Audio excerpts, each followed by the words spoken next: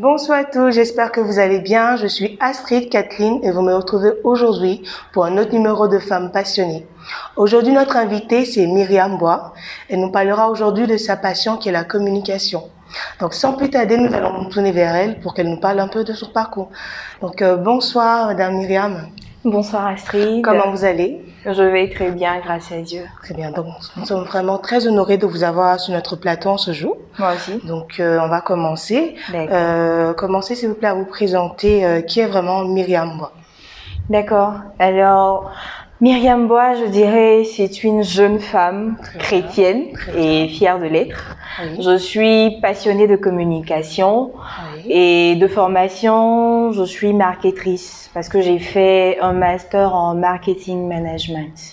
Donc voilà, je réside à Marcory et je suis membre engagé à la fraternité missionnaire de la Sainte Face, au sein duquel je suis vice-responsable du service communication. En gros, c'est cela. Très bien. Donc concrètement, d'où vient la passion de la communication?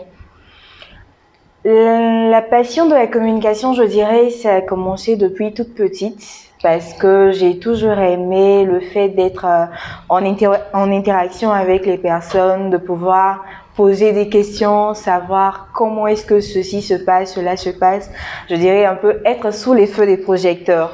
Ce qui a fait que dans mon parcours, on a souvent eu l'impression que j'étais la demoiselle qui aimait se faire voir, alors que c'était pas forcément le cas. C'est chemin faisant que je me suis rendu compte et j'ai accepté que j'étais passionnée de communication. Je suis passionnée par le fait de parler aux gens, d'interagir, de présenter des émissions, des personnes, de faire découvrir en fait.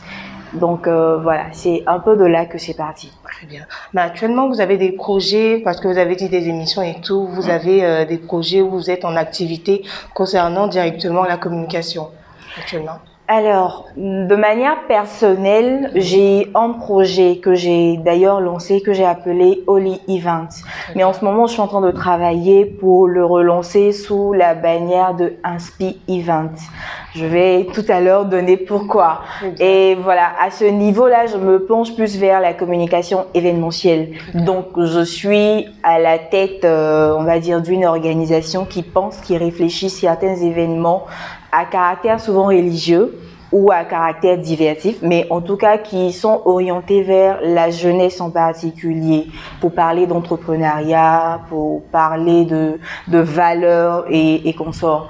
Et après, au niveau de la fraternité, par contre, ce que je fais, c'est que on se serait retrouvé dans un cas différent, ce serait moi qui serais à votre place et l'inverse, voilà. Parce que je suis chargée de faire les interviews par rapport aux hommes de Dieu qu'on reçoit. On a des émissions, on a des directs et consorts où je suis chargée de faire l'animation.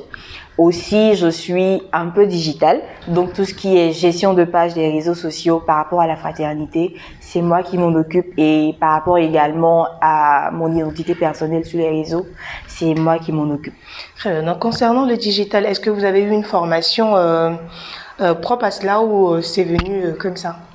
Alors, à la base, j'ai pas eu de formation parce que, comme j'ai dit, j'ai été plus orientée vers le marketing. Chemin faisant, lorsque j'ai découvert cette passion, alors là, je suis partie pour faire des formations. J'ai fait une formation en art oratoire, histoire de savoir davantage m'exprimer en public, même si c'est quelque part un talent que j'avais naturellement. J'ai également suivi une formation en marketing digital, donc pour pouvoir maîtriser tout ce qui est réseaux sociaux et NTIC aujourd'hui. Très bien. Donc, concernant, on va dire, je vais toujours dans le digital. Est-ce que actuellement vous avez des pages que vous gérez et tout, ou bien c'est uniquement que les pages de, on va dire, de votre groupe de prière?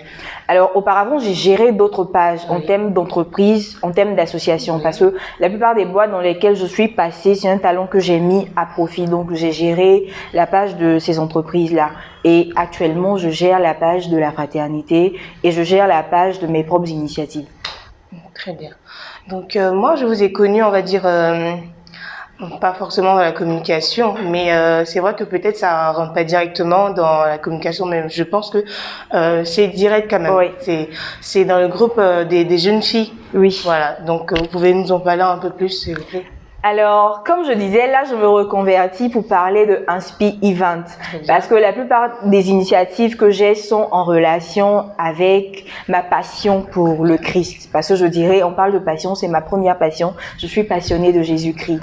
Et c'est dans cette initiative que j'ai lancé un concept que j'ai appelé Jeunes filles leaders en Christ.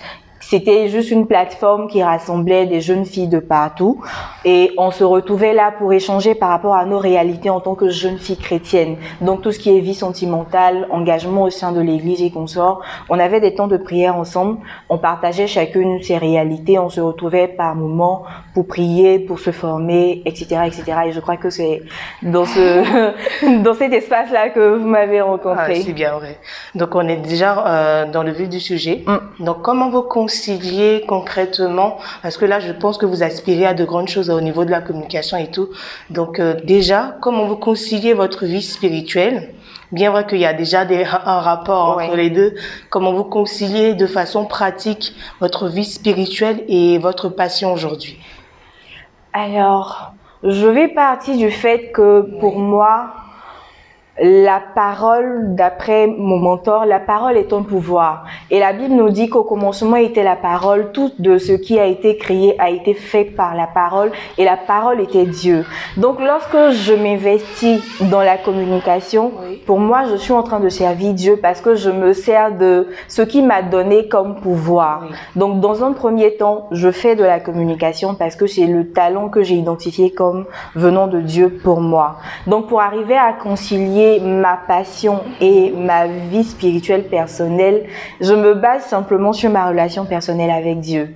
Je me dis que à chaque fois que j'ouvre la bouche, ça doit être pour moi une occasion de bénir la vie d'une personne. Et je dois le faire à l'image du Dieu qui m'a créé, sachant que ce Dieu-là, il est excellent. Donc même lorsque je rédige un post Facebook, je le fais avec tout mon cœur, mais également toute la rigueur, parce que je me dis, à n'importe quel moment, ça peut parler à quelqu'un. Donc, dans un premier temps, c'est comme ça que je concilie ma passion en termes de communication et ma vie spirituelle. Très bien. Donc, merci. Là, j'ai des questions. D'accord. Donc, d'abord, que pensez-vous de la jeunesse actuelle? La jeunesse actuelle, alors... je pense que notre jeunesse actuelle, vu que je suis concernée, est une jeunesse qui est en quête de repères. Je ne vais pas indexer tous les mots qu'on a l'habitude de nous attribuer en termes de dépravation, en termes de tout ce qu'il y a de négatif, mais je dirais que c'est simplement la manifestation d'une jeunesse qui est en quête d'un repère.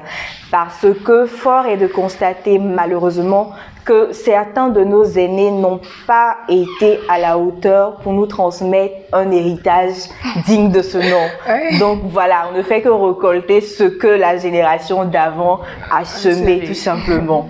Voici un peu ce que je pense de notre génération actuelle. Et concrètement au niveau des jeunes filles? Alors, parlons des jeunes filles. Très souvent, lorsque je m'exprime par rapport à la gente féminine, on peut penser que je juge, on peut penser que j'ai un certain regard par rapport aux réalités de la jeune fille, en particulier la jeune fille chrétienne. Mais ce n'est pas le cas. Parce que j'ai très souvent, en tout cas à chaque fois que j'ai eu la possibilité de le faire, j'ai raconté mon histoire. Je suis pas la petite fille chrétienne parfaite qui a grandi en restant constamment attachée à Christ, mais j'ai viré de l'autre côté, j'ai vécu le monde par rapport à tout ce qu'il peut présenter comme réalité aujourd'hui. Et pour avoir touché le fond, je me rends compte que la jeune fille chrétienne aujourd'hui a tellement de valeur en elle, mais dont elle n'est pas consciente. Elle a tellement de capacités, mais dont elle n'est pas consciente. Et je me dis que plus notre jeunesse féminine prendra conscience de ce qu'elle est, de ce qu'elle vaut au regard de Christ, moins on se retrouvera à citer certains mots au niveau de notre génération. Parce que lorsqu'on parle de dépravation sexuelle, lorsqu'on parle de ce réseau qui s'est développé récemment en termes de Chisa et consorts, on se rend compte que c'est la jeune fille qui est au cœur de cela. Donc, une jeune fille qui sait ce qu'elle veut dans la vie, qui s'accroche à Christ, qui se donne des valeurs qui sont ancrées sur la parole de Dieu, elle a la capacité de changer le monde. Peu importe que ce soit le diable qui soit derrière, peu importe que ce soit, je dirais, le système en lui-même qui combat les valeurs chrétiennes. Je crois que la jeune fille chrétienne a la capacité de faire des merveilles. Très bien. Merci beaucoup. Donc aujourd'hui, la communication, c'est quoi pour vous?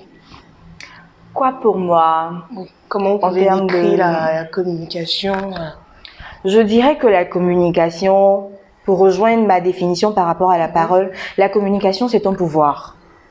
La communication, c'est un pouvoir parce qu'aujourd'hui, lorsqu'on se plaint de nos états, on se plaint de la situation mondiale, fort est de constater la place que joue la communication. C'est-à-dire, pour quelqu'un qui sait manier la communication, il a la possibilité d'impacter qui il veut selon ce qu'il a comme vision.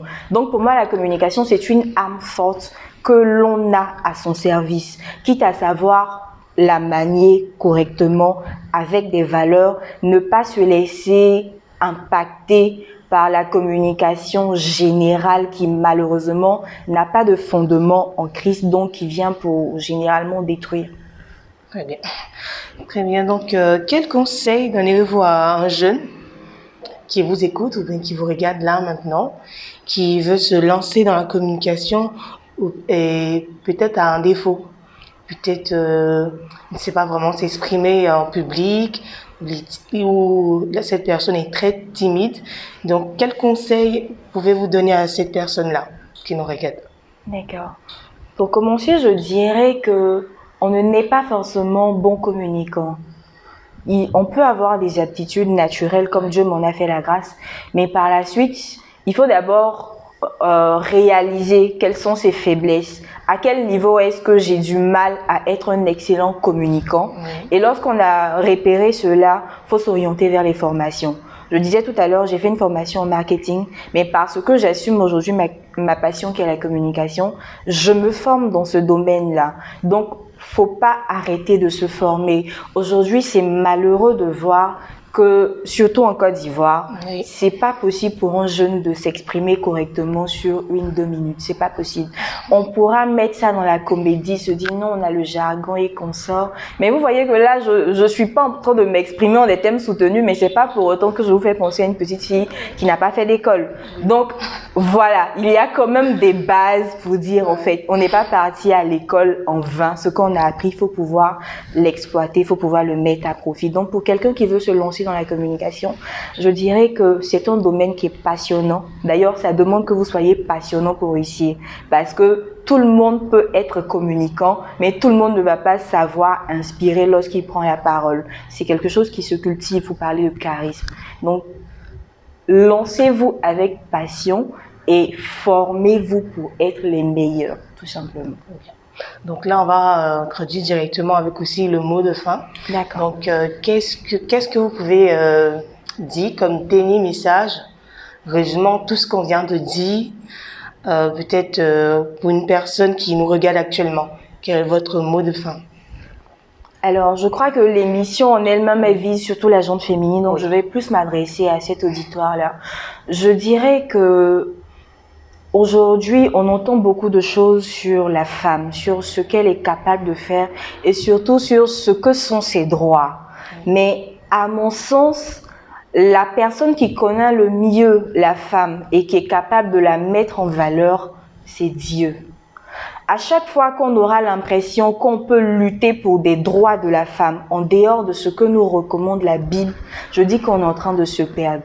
Parce qu'aujourd'hui, notre société est en train de former des femmes soi-disant indépendantes, mais qui n'ont aucune notion de ce que c'est que la vertu d'une femme. Donc, le plus important, ce n'est pas de vous développer en termes de vie sociale et professionnelle, mais c'est surtout de vous développer en tant qu'une femme qui a une carrure, une femme de qualité, une femme de valeur, qui a la possibilité de se distinguer. Je suis pas multimilliardaire en ce moment. Je n'ai pas de réalisation extraordinaire.